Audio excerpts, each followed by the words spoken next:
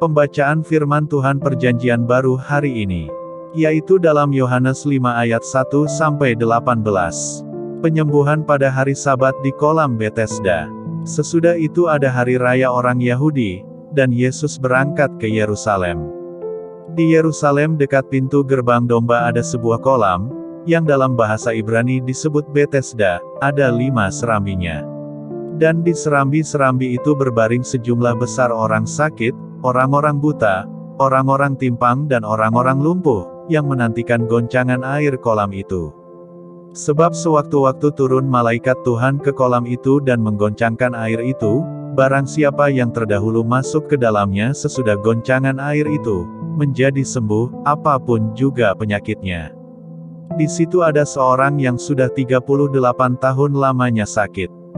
Ketika Yesus melihat orang itu berbaring di situ dan karena ia tahu, bahwa ia telah lama dalam keadaan itu, berkatalah ia kepadanya, "Maukah engkau sembuh?" Jawab orang sakit itu kepadanya, "Tuhan, tidak ada orang yang menurunkan aku ke dalam kolam itu apabila airnya mulai goncang, dan sementara aku menuju ke kolam itu, orang lain sudah turun mendahului aku." Kata Yesus kepadanya, "Bangunlah, angkatlah tilammu dan berjalanlah." Dan pada saat itu juga sembuhlah orang itu lalu ia mengangkat tilamnya dan berjalan. Tetapi hari itu hari Sabat. Karena itu orang-orang Yahudi berkata kepada orang yang baru sembuh itu, "Hari ini hari Sabat dan tidak boleh engkau memikul tilammu." Akan tetapi ia menjawab mereka, "Orang yang telah menyembuhkan aku, dia yang mengatakan kepadaku, 'Angkatlah tilammu dan berjalanlah.'" Mereka bertanya kepadanya, "Siapakah orang itu yang berkata kepadamu, 'Angkatlah tilammu dan berjalanlah'?" Tetapi orang yang baru sembuh itu tidak tahu siapa orang itu, sebab Yesus telah menghilang ke tengah-tengah orang banyak di tempat itu. Kemudian Yesus bertemu dengan dia dalam bait Allah lalu berkata kepadanya, "Engkau telah sembuh, jangan berbuat dosa lagi, supaya padamu jangan terjadi yang lebih buruk." Orang itu keluar, lalu menceritakan kepada orang-orang Yahudi, bahwa Yesuslah yang telah menyembuhkan dia. Dan karena itu orang-orang Yahudi berusaha menganiaya Yesus, karena ia melakukan hal-hal itu pada hari Sabat. Tetapi ia berkata kepada mereka, "Bapakku bekerja sampai sekarang, maka aku pun bekerja juga." Sebab itu orang-orang Yahudi lebih berusaha lagi untuk membunuhnya, bukan saja karena ia meniadakan hari Sabat, tetapi juga karena ia mengatakan bahwa Allah adalah Bapanya sendiri dan dengan demikian menyamakan dirinya dengan Allah. Demikianlah pembacaan firman Tuhan Perjanjian Baru hari ini. Pembacaan firman Tuhan Perjanjian Lama hari ini, yaitu dalam 2 Raja-Raja pasal 9, 10, dan 11. 2 Raja-Raja 9 ayat 1-37. Yehu menjadi Raja Israel. Kemudian Nabi Elisa memanggil salah seorang dari rombongan Nabi dan berkata kepadanya, "Ikatlah pinggangmu, bawalah buli-buli berisi minyak ini dan pergilah ke Ramot Gilead. Apabila engkau sampai ke sana, carilah Yehu bin Yosafat bin Nimsi, masuklah, ajak dia bangkit dari tengah-tengah temannya dan bawalah dia ke ruang dalam. Kemudian ambillah buli-buli berisi minyak itu, lalu tuangkan isinya ke atas kepalanya dan katakan, 'Beginilah firman Tuhan, telah kuurapi engkau menjadi raja atas Israel.' Sesudah itu bukalah pintu, larilah dan jangan berlambat-lambat." Lalu nabi muda itu pergi ke Ramot Gilead. Setelah ia sampai, maka tampaklah panglima-panglima tentara sedang duduk berkumpul. Lalu ia berkata, "Ada pesan kubawa untukmu, ya panglima." Yehu bertanya, "Untuk siapa dari kami sekalian?" Jawabnya, "Untukmu, ya panglima." Lalu bangkitlah Yehu dan masuk ke dalam rumah. Nabi muda itu menuang minyak ke atas kepala Yehu serta berkata kepadanya, "Beginilah firman Tuhan, Allah Israel, telah kuurapi engkau menjadi raja atas umat Tuhan, yaitu orang Israel. Maka engkau akan membunuh keluarga tuanmu Ahab dan dengan demikian aku membalaskan kepada Izebel darah hamba-hambaku, nabi-nabi itu, bahkan darah semua hamba Tuhan. Dan segenap keluarga Ahab akan binasa, dan aku akan melenyapkan daripada Ahab setiap orang laki-laki, baik yang tinggi maupun yang rendah kedudukannya di Israel." Dan aku akan memperlakukan keluarga Ahab sama seperti keluarga Yerobeam bin Nebat dan sama seperti keluarga Baesa bin Ahia. Izebel akan dimakan anjing di kebun di luar Yijril dengan tidak ada orang yang menguburkannya. Kemudian nabi itu membuka pintu, lalu lari.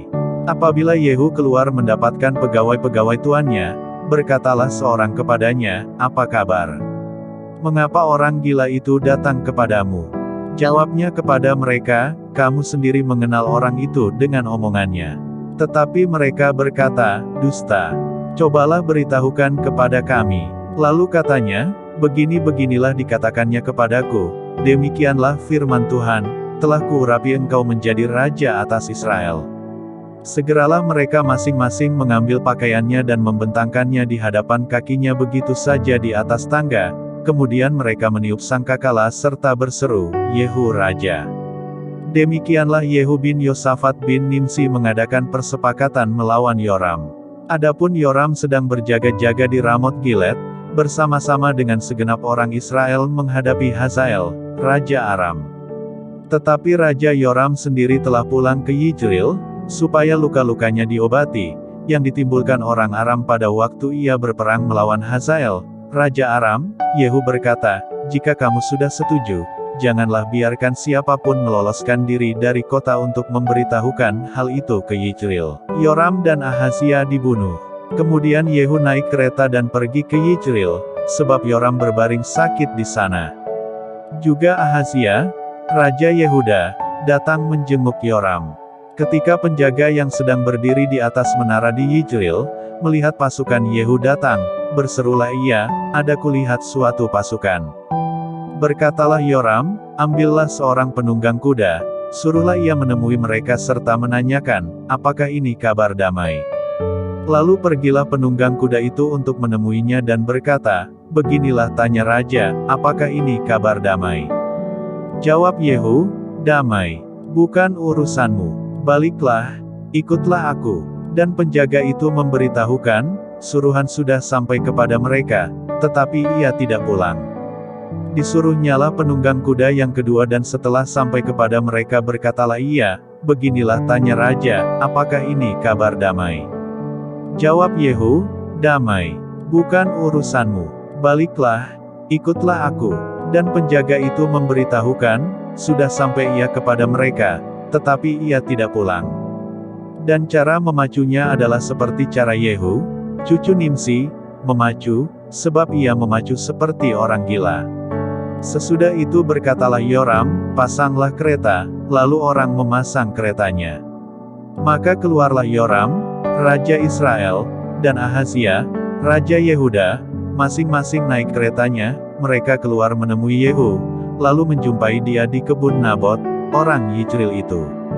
Tatkala Yoram melihat Yehu, bertanyalah ia, "Apakah ini kabar damai, hai Yehu?" Jawabnya, "Bagaimana ada damai, selama sundal dan orang sihir ibumu Izebel begitu banyak?" Segera Yoram berputar dan mau melarikan diri sambil berseru kepada Ahazia, "Itu tipu, Ahazia." Tetapi Yehu menarik busurnya dengan sepenuh kekuatannya, lalu memanah Yoram di antara kedua bahunya, sehingga anak panah itu menembus jantungnya, maka rebahlah ia di dalam keretanya. Kemudian berkatalah Yehu kepada Bidkar, perwiranya, "Angkat dan lemparkanlah mayatnya ke kebun Nabot, orang Yijril itu, sebab ketahuilah, bahwa pada waktu aku dan engkau berdampingan menunggang kuda mengikuti Ahab, ayahnya, maka Tuhan telah mengucapkan terhadap dia hukuman ini. Sesungguhnya, aku telah melihat darah Nabot dan darah anak-anaknya tadi malam, demikianlah firman Tuhan, maka aku akan membalaskannya kepadamu di kebun ini, demikianlah firman Tuhan.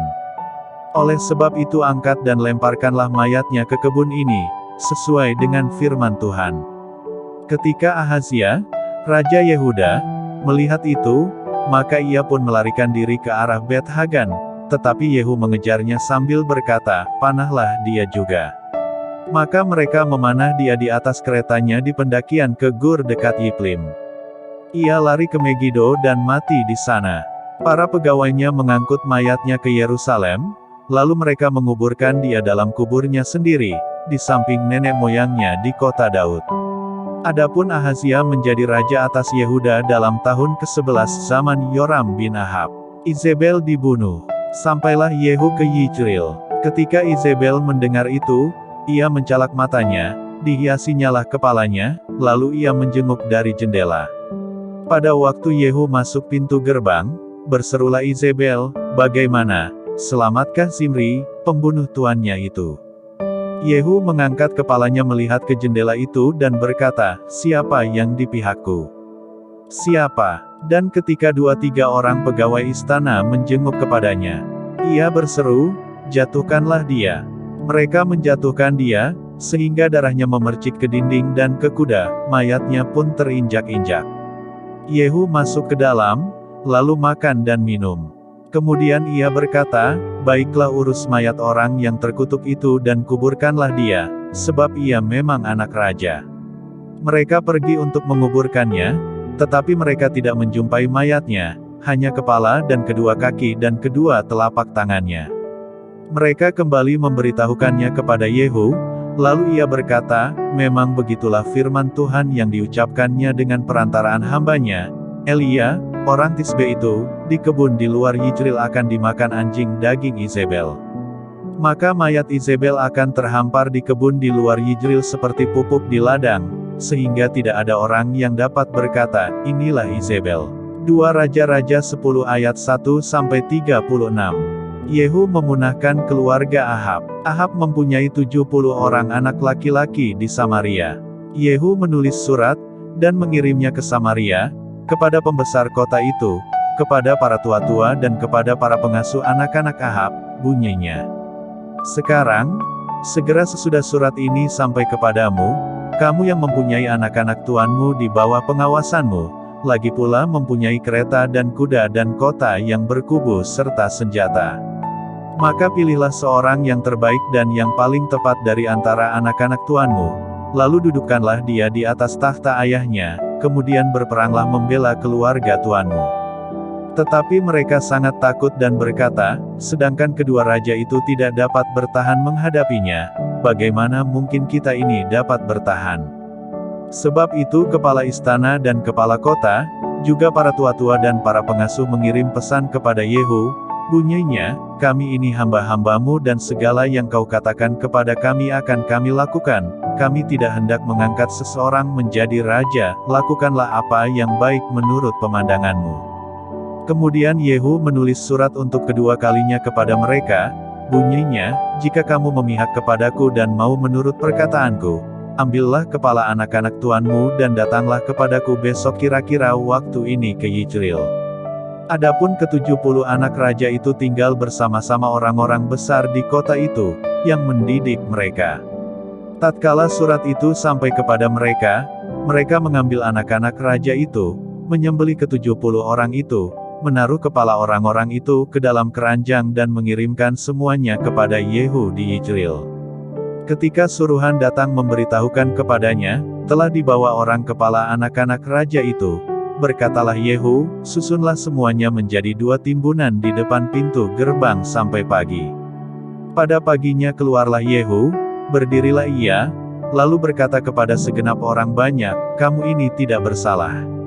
Memang akulah yang telah mengadakan persepakatan melawan tuanku dan telah membunuh dia, tetapi semua orang ini, siapakah yang membunuh mereka? Ketahuilah sekarang, bahwa firman Tuhan yang telah diucapkan Tuhan tentang keluarga Ahab, tidak ada yang tidak dipenuhi. Tuhan telah melakukan apa yang difirmankannya dengan perantaraan Elia, hambanya." Lalu Yehu membunuh semua orang yang masih tinggal dari keluarga Ahab yang di Yijril, juga semua orang besarnya, orang-orang kepercayaannya dan imam-imamnya, tidak ada padanya seorang pun yang ditinggalkan Yehu hidup. Kemudian bangkitlah Yehu pergi ke Samaria. Di jalan dekat Bet-Eket, perkampungan para gembala, bertemulah ia dengan sanak saudara Ahazia, Raja Yehuda, lalu ia bertanya, "Siapakah kamu ini?" Jawab mereka, "Kami adalah sanak saudara Ahazia dan kami datang untuk memberi salam kepada anak-anak raja dan anak-anak ibu suri." Berkatalah Yehu, "Tangkaplah mereka hidup-hidup." Lalu ditangkaplah mereka hidup-hidup dan disembelih dekat perigi Bet-Eket, 42 orang, dan tidak ada seorang pun ditinggalkannya hidup daripada mereka. Setelah pergi dari sana, bertemulah ia dengan Yonadab bin Rekab yang datang menyongsong dia. Ia memberi salam kepadanya serta berkata, "Apakah hatimu jujur kepadaku seperti hatiku terhadap engkau?" Jawab Yonadab, "Iya." "Jika iya, berilah tanganmu." Maka diberinyalah tangannya, lalu Yehu mengajak dia naik ke sampingnya ke dalam kereta. Berkatalah Yehu, "Marilah bersama-sama aku, supaya engkau melihat bagaimana giatku untuk Tuhan." Demikianlah Yehu membawa dia dalam keretanya. Setelah Yehu sampai di Samaria, maka ia membunuh semua orang yang masih tinggal dari keluarga Ahab di Samaria. Ia memunahkannya, sesuai dengan firman yang diucapkan Tuhan kepada Elia. Yehu menghapuskan penyembahan Baal. Kemudian Yehu mengumpulkan seluruh rakyat, lalu berkata kepada mereka, "Adapun Ahab masih kurang beribadah kepada Baal, tetapi Yehu mau lebih hebat beribadah kepadanya. Oleh sebab itu, panggillah menghadap aku semua nabi Baal, semua orang yang beribadah kepadanya dan semua imamnya, seorang pun tidak boleh tidak hadir, sebab aku hendak mempersembahkan korban yang besar kepada Baal. Setiap orang yang tidak hadir tidak akan tinggal hidup." Tetapi perbuatan ini adalah akal Yehu supaya ia membinasakan orang-orang yang beribadah kepada Baal. Selanjutnya Yehu berkata, "Tentukanlah hari raya perkumpulan kudus bagi Baal." Lalu mereka memaklumkannya. Yehu mengirim orang ke seluruh Israel, maka datanglah seluruh orang yang beribadah kepada Baal, tidak seorang pun yang ketinggalan. Lalu masuklah semuanya ke dalam rumah Baal, sehingga rumah itu penuh sesak dari ujung ke ujung.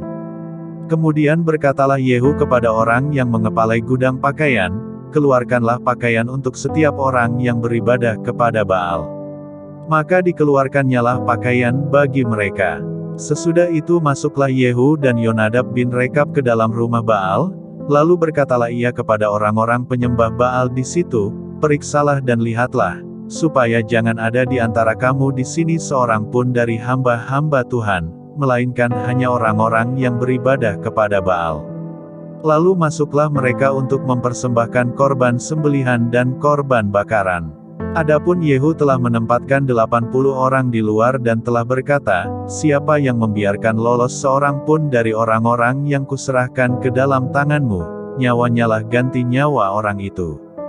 Setelah Yehu selesai mempersembahkan korban bakaran, berkatalah ia kepada bentara-bentara dan kepada perwira-perwira, "Masuklah, bunuhlah mereka, seorang pun tidak boleh lolos." Maka dibunuhlah mereka dengan mata pedang, lalu mayatnya dibuang, kemudian masuklah bentara-bentara dan perwira-perwira itu ke gedung rumah Baal. Mereka mengeluarkan tiang berhala rumah Baal itu, lalu dibakar. Mereka merobohkan tugu berhala Baal itu, merobohkan juga rumah Baal, dan membuatnya menjadi jamban, begitulah sampai hari ini. Demikianlah Yehu memunahkan Baal dari Israel. Hanya, Yehu tidak menjauh dari dosa-dosa Yerobeam bin Nebat, yang mengakibatkan orang Israel berdosa pula, yakni dosa penyembahan anak-anak lembu emas yang di Betel dan yang di Dan. Berfirmanlah Tuhan kepada Yehu, "Oleh karena engkau telah berbuat baik dengan melakukan apa yang benar di mataku, dan telah berbuat kepada keluarga Ahab tepat seperti yang dikehendaki hatiku, maka anak-anakmu akan duduk di atas tahta Israel sampai keturunan yang keempat." Tetapi Yehu tidak tetap hidup menurut hukum Tuhan, Allah Israel. Dengan segenap hatinya, ia tidak menjauh dari dosa-dosa Yerobeam yang mengakibatkan orang Israel berdosa pula. Pada zaman itu mulailah Tuhan menggunting daerah Israel, sebab Hazael mengalahkan mereka di seluruh daerah Israel. Di sebelah timur sungai Yordan dengan merebut seluruh tanah Gilead, tanah orang Gad, orang Ruben dan orang Manasye, mulai dari Arur yang di tepi sungai Arnon, baik Gilead maupun Basan. Selebihnya dari riwayat Yehu dan segala yang dilakukannya dan segala kepahlawanannya, bukankah semuanya itu tertulis dalam kitab sejarah raja-raja Israel? Kemudian Yehu mendapat perhentian bersama-sama dengan nenek moyangnya, dan ia dikuburkan di Samaria, maka Yoahas, anaknya, menjadi raja menggantikan dia. Adapun lamanya Yehu menjadi raja atas Israel di Samaria adalah 28 tahun. 2 Raja-Raja 11 ayat 1-21. Atalia dibunuh dan Yoas menjadi raja. Ketika Atalia, ibu Ahazia, melihat bahwa anaknya sudah mati, maka bangkitlah ia membinasakan semua keturunan raja. Tetapi Yoseba, anak perempuan Raja Yoram, saudara perempuan Ahazia, mengambil Yoas bin Ahazia, menculik dia dari tengah-tengah anak-anak raja yang hendak dibunuh itu, memasukkan dia dengan inang penyusunya ke dalam gudang tempat tidur, dan menyembunyikan dia terhadap Atalia, sehingga dia tidak dibunuh. Maka tinggallah dia 6 tahun lamanya bersama-sama perempuan itu dengan bersembunyi di rumah Tuhan, sementara Atalia memerintah negeri. Dalam tahun yang ke-7 Yoyada mengundang para kepala pasukan 100 dari orang Kari dan dari pasukan bentara penunggu. Disuruhnyalah mereka datang kepadanya di rumah Tuhan, lalu diikatnya perjanjian dengan mereka dengan menyuruh mereka bersumpah di rumah Tuhan. Kemudian diperlihatkannyalah anak raja itu kepada mereka. Sesudah itu ia memerintahkan kepada mereka, inilah yang harus kamu lakukan, sepertiga dari kamu, yakni yang selesai bertugas pada hari Sabat di sini, tetapi mengawal di istana raja. Sepertiga lagi ada di pintu gerbang sur dan sepertiga pula di pintu gerbang di belakang para bentara penunggu, haruslah mengawal di istana. Dan kedua regu daripada kamu, yakni semua orang yang bertugas di sini pada hari Sabat dan mengawal di rumah Tuhan, haruslah mengelilingi raja dari segala penjuru, masing-masing dengan senjatanya di tangannya, dan siapa yang mendatangi barisan haruslah mati dibunuh. Dan baiklah kamu menyertai raja setiap kali ia keluar atau masuk. Para kepala pasukan 100 itu melakukan tepat seperti yang diperintahkan Imam Yoyada. Masing-masing mengambil orang-orangnya yang selesai bertugas pada hari Sabat bersama-sama dengan orang-orang yang masuk bertugas pada hari itu, lalu datanglah mereka kepada Imam Yoyada. Imam memberikan kepada para kepala pasukan 100 itu tombak-tombak dan perisai-perisai kepunyaan Raja Daud yang ada di rumah Tuhan.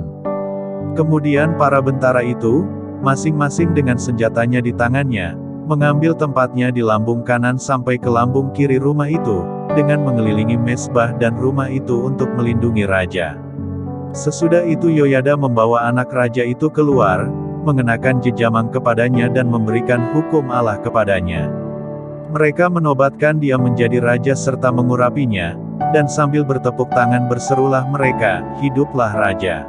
Ketika Atalia mendengar suara bentara-bentara penunggu dan rakyat, pergilah ia mendapatkan rakyat itu ke dalam rumah Tuhan. Lalu dilihatnyalah raja berdiri dekat tiang menurut kebiasaan, sedang para pemimpin dengan para pemegang nafiri ada dekat raja. Dan seluruh rakyat negeri bersukaria sambil meniup nafiri. Maka Atalia mengoyakkan pakaiannya sambil berseru, "Khianat, khianat." Tetapi Imam Yoyada memerintahkan para kepala pasukan 100, yakni orang-orang yang mengepalai tentara, katanya kepada mereka, "Bawalah dia keluar dari barisan. Siapa yang memihak kepadanya bunuhlah dengan pedang." Sebab tadinya imam itu telah berkata, "Janganlah ia dibunuh di rumah Tuhan." Lalu mereka menangkap perempuan itu. Pada waktu ia masuk ke istana raja dengan melalui pintu bagi kuda, dibunuhlah dia di situ. Kemudian Yoyada mengikat perjanjian antara Tuhan dengan raja dan rakyat, bahwa mereka menjadi umat Tuhan, juga antara raja dengan rakyat. Sesudah itu masuklah seluruh rakyat negeri ke rumah Baal, lalu merobohkannya. Mereka memecahkan sama sekali mezbah-mezbahnya dan patung-patung dan membunuh Matan, imam Baal, di depan mezbah-mezbah itu. Kemudian Imam Yoyada mengangkat penjaga-penjaga untuk rumah Tuhan. Sesudah itu ia mengajak para kepala pasukan 100 orang-orang Kari dan para bentara penunggu dan seluruh rakyat negeri. Lalu mereka membawa raja turun dari rumah Tuhan, mereka masuk ke istana raja melalui pintu gerbang para bentara, kemudian duduklah raja di atas tahta kerajaan. Bersukarialah seluruh rakyat negeri dan amanlah kota itu, setelah Atalia mati dibunuh dengan pedang di istana raja. Yoas, Raja Yehuda. Yoas berumur 7 tahun pada waktu ia menjadi raja. Demikianlah pembacaan firman Tuhan hari ini. Tuhan Yesus memberkati.